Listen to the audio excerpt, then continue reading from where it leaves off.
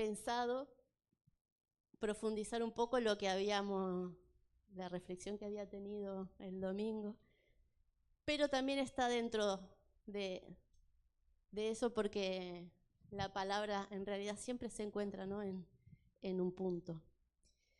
Y esto que está aquí, si querés quitarla, ¿sí?, era solo para que vean que cómo el Espíritu, ¿no?, prepara las cosas, porque también me gustaba la otra y digo, me gustaría haber entrado en la otra, pero bueno, los voy a dejar ver que canten, y la verdad que el Espíritu nos conecta, porque yo no he hablado con ellos. Así que, si bien siempre pienso, les tengo que mandar mensaje de qué canciones quiero, pero nunca lo hago.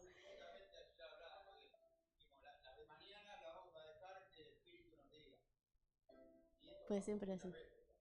Siempre pasa así. Es el Espíritu, ¿no?, el que guía, y en la distancia nos va uniendo, y compartimos ese mismo sentir y ese mismo pensar. Fíjense que no son solas palabras las cosas, como se cumplen en pequeñas, quizás tonterías, ¿no?, como una canción, pero cómo nos lleva luego al pie a la palabra. Y les decía que quería salir de lo que tenemos aquí, que es referido a la ofrenda, a las primicias. En Proverbios 3, 9, 10, ¿sí? Esto vamos a un poco continuar. Usted se va a dar cuenta que se ha seguido la línea que venía marcando nuestra apóstol. Nora nos hablaba, habíamos traído unas cuantas prédicas, ¿no?, de la sabiduría y cómo la sabiduría actúa en nosotros, y nos hablaba de que era una hermana a la que hay que invitar, ¿no?, y tenerla siempre presente. Y dentro de estos capítulos, porque ya desde el primer capítulo de Proverbios se habla de la sabiduría, y prácticamente todo el libro está metido. Si me pones el 8, a ver, José, un poquito antes, está hablando de la sabiduría, todo lo que hará, será medicina a tu cuerpo, y luego dice, honra a Jehová con tus bienes, con la primicia de todos tus frutos, y serán llenos tus graneros, con abundancia, tus lagares rebosarán de mosto. Y como decía en la reflexión el otro día, a veces pensamos que es solo lo material, sí lo es, pero también va mucho más allá. Porque la sabiduría, como nos enseñaba también la pastora el domingo pasado, la sabiduría viene del principio, hay cosas que están marcadas desde el principio, desde antes de los tiempos, y así hoy quiero mostrarles que a nosotros nos cuelgan dos extremidades. Todos tenemos mano izquierda y mano derecha, ¿sí? Lo tenemos en lo natural, ¿no?, en el cuerpo, y también las tenemos espiritualmente. Las manos son figura de algunas cosas que ahora vamos a ver, y tienen mucho que ver también con la sabiduría. Entonces, en este mismo capítulo, José, nos vamos a quedar bastante acá. Llévanos al versículo 13 al 18. Acá,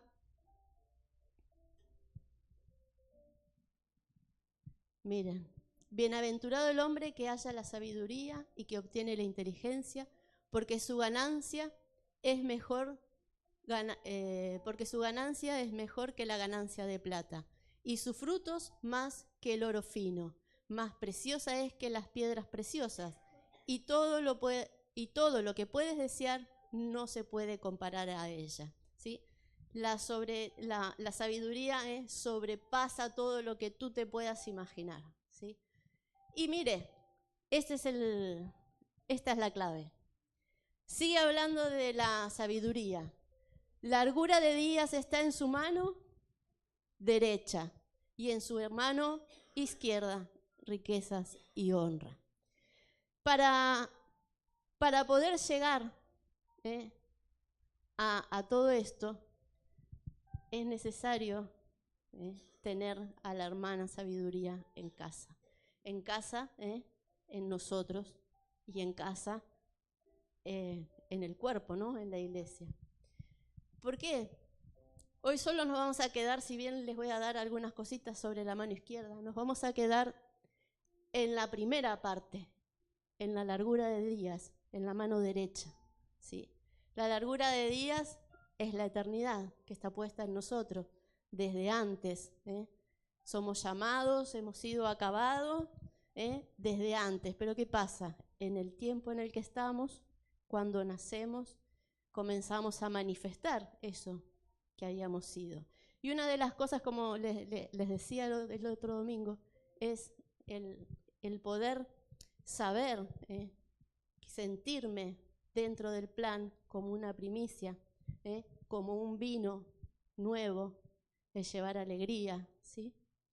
Porque esta riqueza y honra, déjeme decirle que no se trata de solamente de que usted haga así. A mí si me dan vueltas se me caen pelo de perro y pelusa. Hay otros puede ser que le caiga algo más. Pero no quiere decir que de sus bolsillos y de sus arcas salga dinero. Las riquezas y honra va en aquellos tesoros espirituales que también buscamos a través del escudriñar, del escuchar, del compartir. Una de las cosas muy buenas que fue así, muy sin planear, ¿no? El rato ese que nos quedamos. Y qué bueno fue haber compartido, no hacía tanto que no nos quedábamos. Y creo que en los años que llevamos nunca nos hemos quedado después, ¿no? de una reunión a compartir y a hablar de cualquier otra cosa. Pero qué bueno es estar juntos, ¿no? Y entonces, yo creo que todo eso está metido ahí, en la mano izquierda. Pero la mano izquierda quizás se la dejamos al apóstol o ya lo veré yo otro día. Pero la mano derecha, ¿se acuerdan la canción que decía que la mano de Dios guía? ¿Sí? El título es La mano de Dios y no es precisamente el gol de Maradona. Entonces, la mano de Dios sostiene, la mano de Dios en la diestra. Usted piense, dice los salmos muchas veces, su diestra me sostiene, su diestra me ha sostenido. Llévanos, José, acá mismo, al 3:1, al primer versículo de este mismo capítulo. Así vamos a ir avanzando. Acá dice, hijo mío, no te olvides de mi ley y tu corazón guarde mis mandamientos, porque largura de días y años de vida y paz te aumentarán. Sus mandamientos no es otra cosa más que sabiduría. Entonces, para poder vivir y disfrutar de esta largura de días, hay que estar muy atento a sus mandatos, a lo que Él dice, a su voz, ¿sí? Su voz me llama a las aguas, y Él es el que nos guía. Él fue el que fue inmolado, como hablábamos el domingo pasado. Él es el que lo dio todo allí, vino, lo hizo físico. Nosotros también lo éramos antes y ahora estamos cumpliendo también un plan divino. La verdad que cuando me pongo a ver, usted fíjese que como yo quería hablar de eso y me sale la mano. No me acuerdo qué fue lo que toqué y es lo que ahora vamos a ver. Hay unas partes en la Biblia que hablan de gente que le ha pasado algo en la mano. ¿Usted recuerda algo de eso? ¿Han leído? Pues en la Biblia hay 2 personas, creo, al menos fueron las que encontré, que les pasa algo en su mano, y precisamente la derecha. Mire, La mano derecha. La mano derecha. En lo natural, sí, ¿sabe una cosa que por leer tanto, ayer sábado estaba tranquilo en el local, no gracias a Dios, estaba bastante tranquilo, muy tranquilo, bueno, y me ha permitido hacer esto. Ojalá hubiera estado haciendo otra cosa, pero bueno, estuve haciendo esto y también es bueno. Y yo cuando empiezo, es una cosa que empieza así en círculo y voy buscando y me meto, y tengo 25 millones de páginas abiertas y buscando y leyendo. Resulta ser que el lado izquierdo lo controla el lado derecho del cerebro y el lado izquierdo del cerebro controla el lado derecho.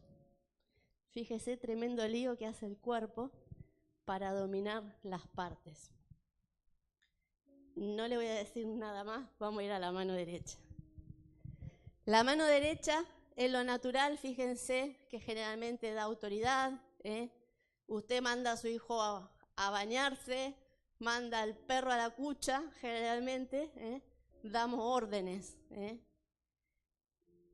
En lo natural, sí, en lo físico, fíjense que la mano derecha, que lo controla el lado izquierdo del cerebro, manifiesta la voluntad. ¿Sí? La mano derecha, es decir, ejecuta lo que piensa el lado izquierdo. El lado izquierdo, ¿sí? Siempre en nosotros, los físicos, como siempre sabemos, está al lado del corazón, son las emociones. En lo espiritual, fíjese que pasa lo mismo. Decíamos que la mano de Dios, siempre decimos su diestra de poder, su diestra nos ha sostenido. Es un lugar de honra.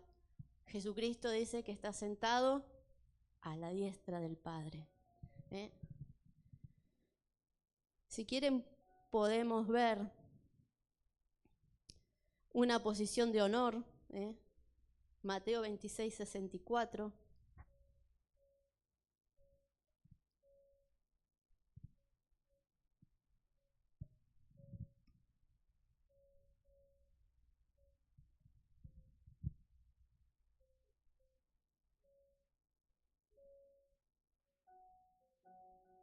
Jesús le dijo, tú lo has dicho y además os digo que desde ahora veréis al Hijo del Hombre sentado a la diestra del poder de Dios. ¿Sí? Es un lugar de honra, un lugar espiritual, una buena posición.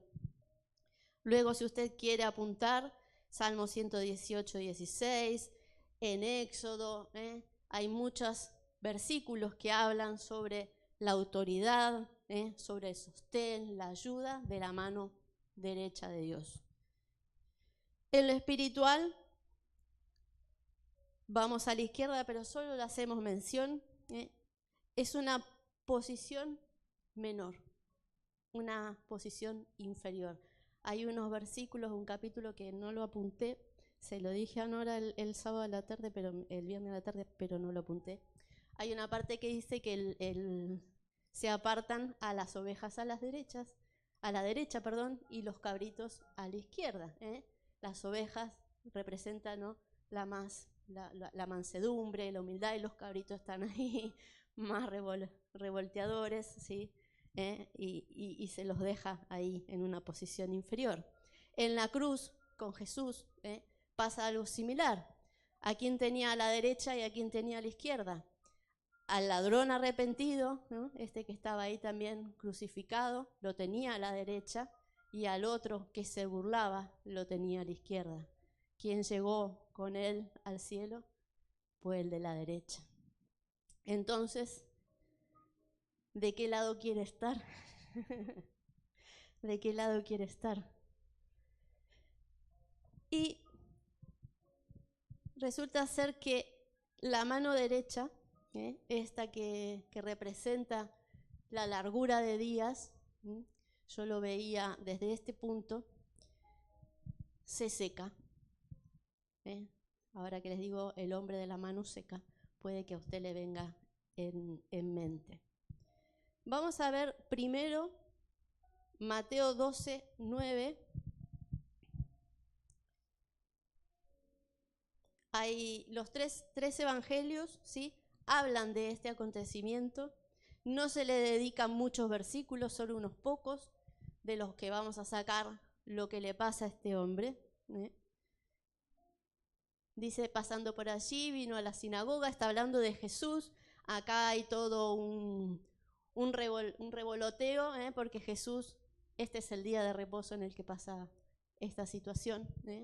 Y aquí había allí uno que tenía seca una mano. Vamos a ir a Marcos 3:1. Váyase quedando. Tenía seca una mano, lo relata Mateo. Marcos, versículo 1. Entró Jesús a la sinagoga y había un hombre que tenía seca una mano. Lucas 6:6. ¿Por qué no se tiene que quedar con lo primero que ve? Ahora se va a dar cuenta. Y aconteció también en otro día de reposo que él entró, está hablando de Jesús, a la sinagoga y enseñaba, y estaba allí un hombre que tenía, ¿qué? La mano derecha. ¿Sí? Los otros dos evangelistas vieron que tenía seca una mano, pero había otro que vio mejor, la derecha. La derecha era la que tenía seca. Usted vaya sumando lo que habíamos dicho en la sabiduría. Vamos a terminarlo, ¿sí? Al 7, ¿sí? Y le acechaban los fariseos para ver si en el día de reposo lo sanaría, a fin de hallar a qué él acusarle. Mas él conocía los pensamientos y dijo al hombre que tenía la mano seca, levántate y ponte en medio. Y él levantándose se puso en pie. Jesús les dijo, os preguntaré una cosa. ¿Es lícito en el día de reposo hacer el bien o hacer el mal, salvar la vida o quitarla? Y mirándolos a todos les dijo al hombre, extiende tu mano, y la mano le fue restaurada. ¿Sí? Todos, creo que yo, todas las prédicas que he escuchado han sido sobre lo de que Jesús sana al hombre, pero todo lo que pasa ahí con los fariseos, ¿no? Porque ahí el mayor problema es que Jesús estaba trabajando en el día de reposo, por así decirlo. Pero lo más importante es lo que pasa con la mano derecha de este hombre. Tenía una mano seca, seguramente esa sabiduría en algún momento de su camino empezó a fallar. El guardar sus mandamientos habían comenzado a no ser guardados, a no ser meditados, a no ser puestos en práctica, a no entender de que venía de un principio, y esa eternidad, esa largura de días, le era un regalo y la tenía que disfrutar, y algo le pasaba en su mano. El segundo que encuentro, acá vamos a hacer, hoy a José lo voy a volver loco. No vamos a leer todo, solo para que usted vea. Jeroboam, un rey, en el libro de Reyes. A Jeroboam es el primer rey, usted luego lo puede ver bien allí. Resulta ser que una vez que termina el reinado de Salomón, Salomón cae. Mira, nos vamos a quedar siempre en Primera de Reyes entre el 11 y el 14. Primera de Reyes 11. Sí.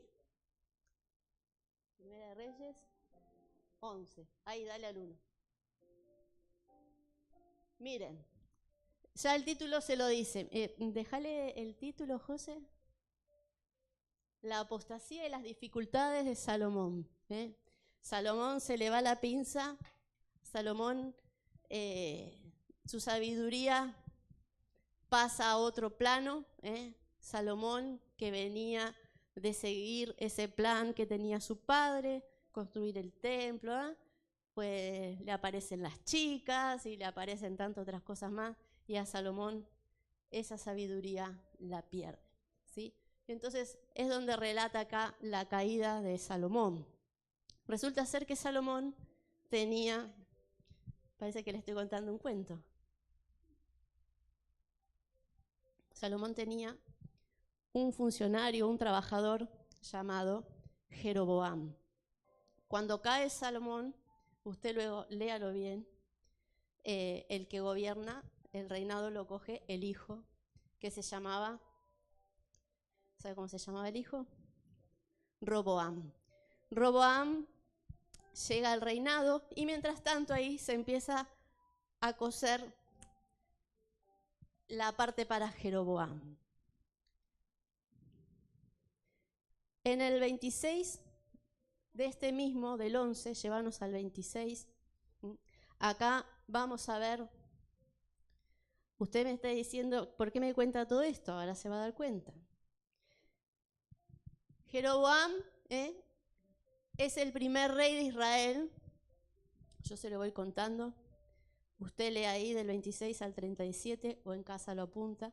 Jeroboam es el primer rey de Israel, tras la división que se genera en el reino de Salomón. Y a Jeroboam se le profetiza, a ver, vamos a ir más al 27. Por la causa de los sos manos contra el rey. Más para arriba. Bueno, acá está contando, ¿sí?, de dónde viene Jeroboam. Aconteció pues en aquel tiempo que saliendo Jeroboam acá está, de Jerusalén, le encontró en el camino el profeta, y este estaba cubierto con una capa nueva, y estaban ellos dos solos en el campo. Él se le profetiza de que que Dios le daría 10 tribus, ¿vale? Primera de Reyes 12:20. Es para que usted haga el camino, ¿sí? Usted piense que estamos hablando de la sabiduría. Dentro de la sabiduría nos estamos quedando con la mano derecha y la largura de días, ¿sí? Entonces es importante ver el camino que toma una persona, ¿sí? Lo veíamos con Salomón, venía de una familia dedicada, y luego él continúa la obra, pero llega un momento que ahí a Salomón se le pierde el sentido. Llega su hijo y aparece Roboam. Acá en el 12:20, y aconteció, acá es porque el hijo de Salomón había huido, ¿vale? Está escondido. Usted luego se va a enterar bien de todo en casa. Y aconteció que, oyendo todo Israel que Jeroboam había vuelto, enviaron a llamarle a la congregación y le hicieron rey sobre todo Israel, sin quedar tribu alguna que siguiese a la casa de David, sino solo la tribu de Judá, ¿sí? Prácticamente todo lo va a gobernar Jeroboam. Así comienza, fíjese que aquella profecía que vimos hace poco empieza ahí a aparecer. Vamos a lo nuestro. Primera de Reyes 13:4. Jeroboam en nada difiere al reinado de su sucesor Salomón. Era una persona idólatra, andaba ahí creando montículos de tierra para hacer una oración, para quemar incienso, para sacrificar algo, pero no a quien se debía, ¿vale? Jeroboam no tiene un buen fin. Todas estas personas que no vuelven, no tienen un fin de cuento de princesa. Mira, cuando el rey Jeroboam oyó la palabra del varón de Dios, resulta ser, vamos a ir arriba, porque esto aquí ya es lo nuestro. Viene un profeta, ¿sí? Y dice: esta es la señal que Jehová ha hablado. He aquí que el altar se quebrará y la ceniza que sobre él está se derramará. ¿Sí? Acá es un profeta que viene a mostrarle el fin, a profetizar sobre el reinado de Jeroboam. A Jeroboam, vamos al 4, cuando oye esta palabra, cuando oye la palabra del varón de Dios que había clamado contra el altar, contra eso que él creía que estaba ahí, que adoraba y que tenía al pueblo sumido en esa idolatría, dice, extendiendo su mano desde el altar dijo, prendedle. Mas la mano que había extendido contra él se secó y no la pudo enderezar. Y el altar se rompió y se derramó la ceniza del altar conforme a la señal que este profeta había dado. Vamos al 4. Es muy probable que haya dicho, prendedle con la derecha. Su mano derecha se seca, ¿sí? Se seca porque no estaba cumpliendo los mandatos, había hecho de su fe, de su credo, un aposento, una idolatría, estaba arrastrando a un pueblo que ya era el pueblo de Israel, viene desde que Noé salió del arca pensando en qué van a hacer, pues acá continúa todo. Y este hombre, ¿no? Hace altares, ¿sí? Lo habíamos leído. Y ya esa eternidad que venía de él desde el principio empieza a apagarse. No la pone en práctica.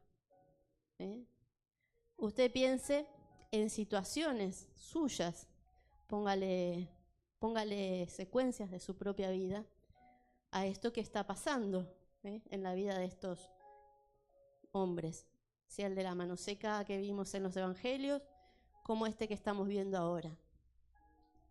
A Salomón no dice que se le haya secado la mano, pero algo pasaba en su largura de días. ¿Qué ha pasado ahí en el guardar tanto los mandamientos y escribir esas poesías tan bonitas y que de repente le caiga un reino por idólatra? La eternidad. Nos olvidamos de que tenemos cosas desde el principio y que ahora las tenemos que ir trayendo, ¿no? Retomando, porque todos los días necesitamos volver a los mandamientos. Necesitamos esa agua para no secarnos. La palabra de Dios es agua, agua de vida. Pues si no tomamos agua, lo que nos dice el médico es que a las articulaciones y a los huesos parece que se secan, ¿saben? La deshidratación es secarse. Entonces, si no bebemos del agua, de la palabra de Dios, ¿qué río corre por dentro nuestro? ¿A qué le levantamos un atrio, un altar? ¿En dónde ponemos nuestra fe? ¿Dónde ponemos nuestros anhelos? Si lo que nos nutre no es el agua de vida. ¿Sabe que vamos a seguir leyendo? Creo que es en el que viene.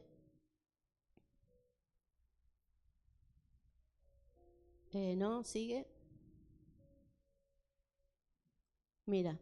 Entonces, respondiendo el rey, sigue Roboam con la mano seca, ¿sí? Entonces Roboam le dice al varón de Dios, te pido que ruegues ante la presencia de Jehová tu Dios, ores por mí para que se me restaure la mano.